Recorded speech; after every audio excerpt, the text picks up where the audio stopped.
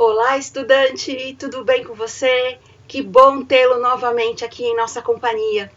Nessa nossa aula, então, nós tratamos dos aspectos gerais dos remédios constitucionais, que compreendeu no estudo dos pressupostos comuns a todos os instrumentos que integram o rol dos remédios constitucionais. Assim, o objetivo central desta nossa abordagem era prepará-lo a, inicialmente, compreender a temática como um todo, contextualizando-a no sistema jurídico normativo e no cenário internacional, a partir de um breve histórico e também de uma abordagem dos principais tratados de direitos humanos que lidam, então, com esse tema, que tem esse tema, então, dentre as suas previsões normativas. Dentre os conceitos mais importantes e que merecem ser reforçados aqui neste momento, está o de que os remédios constitucionais são garantias que têm por missão proteger os direitos fundamentais de lesão ou de ameaça de lesão por parte de uma autoridade pública que tenha agido com abuso de poder e em prejuízo a direitos públicos subjetivos. Também denominados de tutela constitucional das liberdades, né, como nós vimos, integram então o rol de remédios constitucionais, a ação popular, o mandado de segurança, o mandado de injunção, o habeas data, o habeas corpus, a ação civil pública, tendo estes instrumentos, então, natureza jurídica de verdadeiras ações constitucionais. E ainda, então, podem ser incluídos, né, nesse rol, o direito de petição e o direito de obtenção à certidão no âmbito extrajudicial. Todos esses instrumentos, como nós vimos, estão previstos no artigo 5º da Constituição Federal e alguns deles são regulamentados por lei especial, como é o caso da ação civil pública e do mandado de segurança. Deste modo, então, com exceção àqueles que são restritos à atuação extrajudicial, os demais instrumentos devem necessariamente provocar a atividade jurisdicional do Estado para que, então, o Estado solucione essa lesão ou a ameaça de lesão aos direitos fundamentais. E neste contexto também estão presentes, como nós vimos, os pressupostos de validade e de eficácia dos remédios constitucionais. E em decorrência disso, eles próprios receberam status de instrumentos fundamentais, como o entendimento do professor Canotilho, que nós também analisamos no decorrer, então, dessa nossa aula.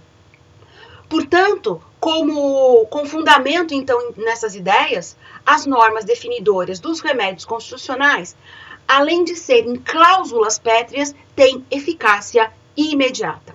Na prática do dia a dia forense, alguns instrumentos podem ser promovidos gratuitamente, sem necessidade de pagamento de custas e taxas, e também podem ser promovidos sem a necessidade da impetração por meio do advogado, que é a questão, então, da capacidade postulatória.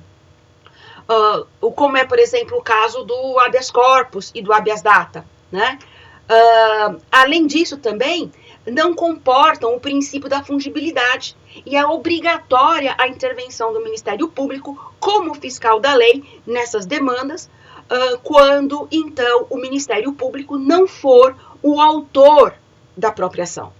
Seguindo, então, com o estudo dessa temática, é sempre importante tecermos breves considerações a respeito dos aspectos históricos, de modo, então, que nós possamos contextualizar esses instrumentos no cenário tanto internacional, como também contextualizá-los no nosso ordenamento jurídico, como instrumentos de proteção dos direitos humanos. Então, neste ponto, nós reforçamos que o surgimento dos remédios constitucionais, eles estão vinculados aos movimentos históricos em favor das garantias das liberdades individuais e coletivas, e também relacionado à positivação e à concretização dos direitos fundamentais nos sistemas jurídicos ocidentais, dentro, então, de um contexto de um Estado de direito ou de um Estado democrático de direito. Assim, então, existe uma relação intrínseca entre esses remédios e o Estado de Direito, de modo, então, que a evolução desses remédios constitucionais retratam a própria evolução do Estado de Direito, dentro, então, de um ambiente democrático, onde, de fato, podem ser efetivados e produzir as eficácias para os quais, então, eles nasceram.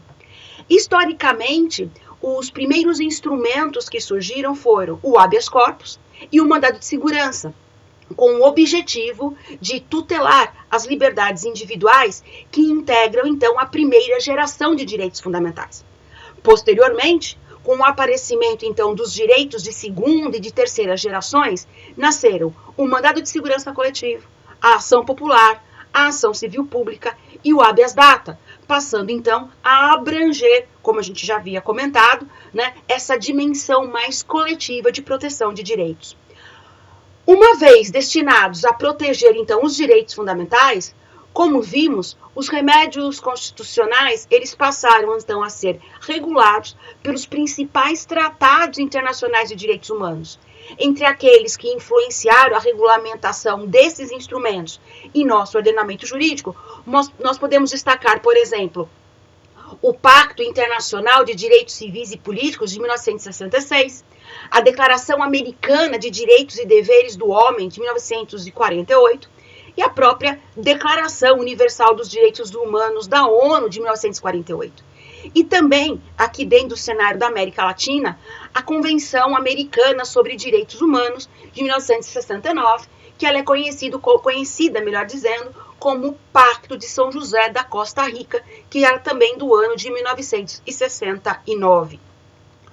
A partir, então, desse panorama internacional, os remédios constitucionais, eles foram definidos, foram difundidos e passaram, então, a ter previsão e regulamento também nas legislações internas da grande maioria dos países, principalmente os países ocidentais e América Latina, como, então, nós estudamos.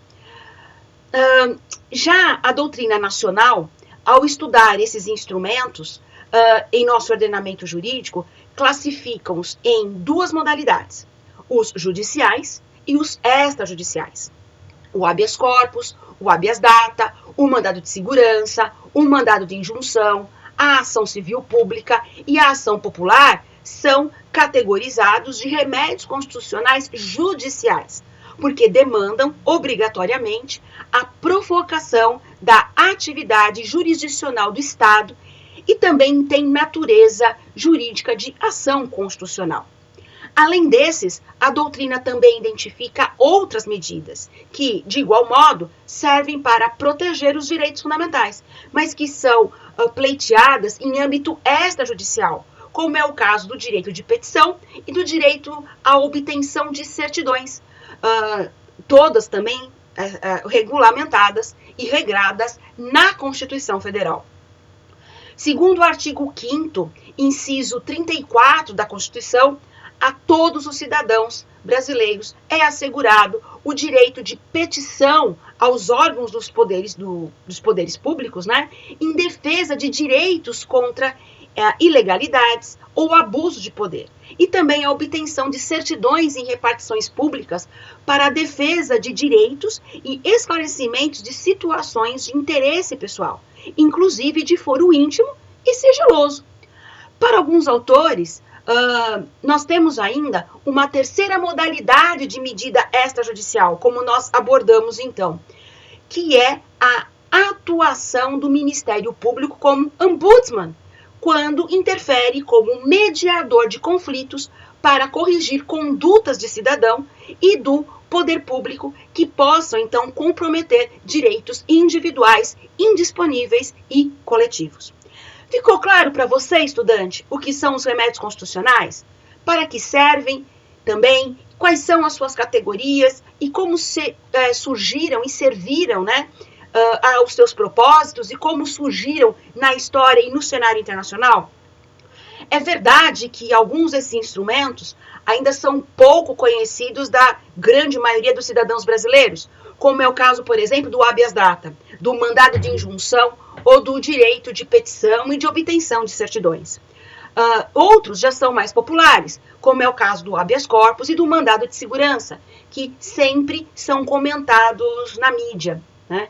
No entanto, então, todos esses, dentro de suas competências e de suas prerrogativas, são de grande importância na defesa dos direitos fundamentais. Eu tenho certeza de que este conteúdo despertou a sua curiosidade, não é mesmo? Para conhecer mais a respeito dos remédios constitucionais. E também eu tenho certeza que esse conteúdo todo contribuirá com o seu aprendizado e com o seu crescimento profissional. Bons estudos e até breve, até a nossa próxima aula.